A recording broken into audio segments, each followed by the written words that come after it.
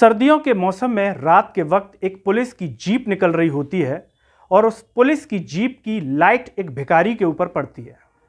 भिखारी उस लाइट से खुद को छिपाने की कोशिश करता है और जैसे ही वो गाड़ी थोड़ी दूर आगे चल कर के रुकती है तो पुलिस अधिकारी को लगता है मन में कि ठंड का मौसम है, ठिठुर रहा है, इसको कुछ जाकर के दे देते हैं कि सर्दी से बचा सके। जैसे ही वो पुलिस अधिकारी अपना हाथ आगे बढ़ाता है उस भिखारी को सामान देने के लिए, वो भिखारी कहता है, थैंक यू रत्नेश। ये सुनकर उस पुलिस अधिकारी के होश उड़ जाते हैं कि आखिर ये भिखारी मेरा नाम कैसे जानता है, अंग्रेजी में बोल रहा है, ये भिखारी है या फिर कोई पुलिस अधिकारी। ऐसे तमाम तरह के सवाल उस पुलिस अधिकारी के मन में उमड़ने लगते हैं और जाहिर सी बात है कि सुनकर ये सवाल आपके मन में भी उमड़ रहे होंगे।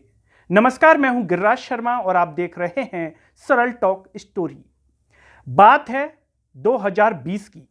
उस समय मध्य प्रदेश में उपचुनाव थे 28 विधानसभा सीटों पर। परिणाम आ रहे थे। पूरे मध्य प्रदेश के नागरिकों की निगाहें मध्य प्रदेश के उपचुनाव के परिणाम पर थीं। ऐसे में एक सीट थी मध्य प्रदेश की ग्वालियर की, जिसका परिणाम किसी कारण के चलते देरी से आता है। तकनीकी खामियां होती हैं और रात के वक्त तक करीब 1 या 1:30 बज जाता है, तब तक परिणाम आता है। उसके बाद सभी लोग अपने घरों की तरफ निकल जाते हैं। ऐसे में एक पुलिस जीप ग्वालियर के इलाके से निकल रही होती है और जब निकल रही होती है तो उस पुलिस जीप की लाइट जब भिखारी के ऊपर पड़ती है तो भिखारी ठंड में खुद को सिकोड़ता हुआ उस पुलिस जीप से बचने की कोशिश करता है। गाड़ी थोड़ी दूर जाकर के रुकती है तो उसमें 2 डीएसपी बैठे होते हैं। एक का नाम होता है रत्नेश तोमर तो एक का नाम होता है विजय सिंह भदौरिया। ये गाड़ी से उतरते हैं और रत्नेश तोमर अपने जूते इस भिखारी को देते हैं कि पहन लो ठंड में, और विजय सिंह भदौरिया अपनी जैकेट उतार करके इस भिखारी को दे देते हैं। तो जब रत्नेश तोमर इस भिखारी को अपने जूते देते हैं तो भिखारी पलट करके जवाब देता है, थैंक यू रत्नेश। ये सुनकर के रत्नेश तोमर अंदर से हिल जाते हैं कि आखिर भिखारी मेरा नाम कैसे जानता है और इंग्लिश में बात कर रहा है। तो ऐसे में वो मुस्कुरा करके, जो भिखारी है उसका नाम है मनीष मिश्रा, वो कहता है कि पहचाना। तो रत्नेश तोमर कहते हैं कि हाँ, कुछ कुछ याद तो आ रहा है।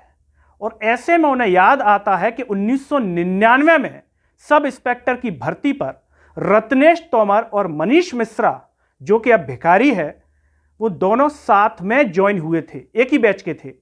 मनीष मिश्रा का निशाना इतना शानदार था, पढ़ने में इतने शानदार थे कि हर कोई उन्हें बहुत अच्छे से जानता था। इस हालत में देख करके रत्नेश तोमर हिल गए कि हमारे साथ का इतना अच्छा बैचमेट आखिर इस हालत में कैसे। तो जाहिर सी बात है कि उनके मन में तमाम चीज़ें चल रही होती हैं और वो उन्हें पुलिस जीप में बैठने के लिए बोलते हैं, कांस्टेबल को, कि इन्हें पुलिस जीप में बिठाओ। वो बहुत मना करते हैं, ना नुकुर करते हैं और पुलिस जीप में नहीं बैठते। ऐसे में जो सिपाही होता है, कांस्टेबल, वो कहता है कि सर, कुछ एनजीओ हैं ग्वालियर में जो काम करते हैं, इसी भिखारियों को अपने एनजीओ में ले जाते हैं और ठीक तरह से उनकी देखभाल करते हैं। रत्नेश तोमर कहते हैं कि तुम्हारा ये आइडिया ठीक है, और मौके पर एनजीओ की टीम को बुलाया जाता है और एनजीओ जो है उन मनीष मिश्रा को साथ में ले जाती है। अब रत्नेश तोमर के मन में भी ये तमाम तरह के सवाल थे कि आखिर इनके साथ ये कैसे हुआ, क्यों इस हालत में आ गए। और जब लोगों को इस बारे में पता चला सोशल मीडिया के माध्यम से, तो लोग भी ये जानना चाहते थे। असल में मनीष मिश्रा जो थे, इनकी आखिरी पोस्टिंग थी मध्य प्रदेश के दतिया में 2005 में। सब कुछ ठीक ठाक चल रहा था। मनीष मिश्रा की जो मानसिक स्थिति है वो अचानक से खराब हो जाती है। मनीष मिश्रा के घर वाले इलाज करवाते हैं, इलाज चलता है, लेकिन स्थिति ठीक नहीं होती। अब आपको लगेगा कि मनीष मिश्रा के जो परिवार वाले हैं, क्या वो अच्छी स्थिति में नहीं थे, नॉर्मल फैमिली से थे, इसीलिए मनीष मिश्रा इस हालत में आ गए? ऐसा नहीं है। मनीष मिश्रा के पिता और चाचा एसएसपी से रिटायर्ड, वो बुजुर्ग थे उस समय, उनकी भी देखभाल करने के लिए कोई नहीं था और उनकी धर्मपत्नी न्यायिक सेवा में थी मनीष मिश्रा की। इस हालत को देख करके कि जब हालत नहीं सुधर रही है तो उन्होंने तलाक के लिए अर्जी दे दी, मनीष मिश्रा की पत्नी ने। और इनकी जो एक बहन थी वो विदेश में राजदूत जो विभाग होता है उसमें बाकायदा पदस्थ थी। इतना अच्छा परिवार और मनीष मिश्रा की ये हालत। इसमें कई तरह की मीडिया रिपोर्ट्स कहती हैं कि घर वालों ने निकाल दिया, कुछ बताते हैं कि वो खुद ही चले जाते थे, उनको घर वालों ने रखा, परिवार वालों ने रखा, इनके जो भाई हैं वो थानेदार हैं उन्होंने भी साथ में रखा, लेकिन ऐसा शायद उन्हें मन में लगता था कि मैं किसी पर बोझ बन रहा हूं और वो इस तरह से घर से चले जाते थे और करीब 10 सालों तक इसी तरह लावारिसों की तरह खाते पीते भोजन कर रहे थे। अब एनजीओ में आने के बाद उनकी स्थिति थोड़ी सी ठीक हुई और ये बात है वर्ष 2021 की। उसके बाद मनीष मिश्रा भी वर्तमान समय में कहाँ है, क्या है, इसकी जानकारी किसी मीडिया रिपोर्ट्स में नहीं बताई गई है।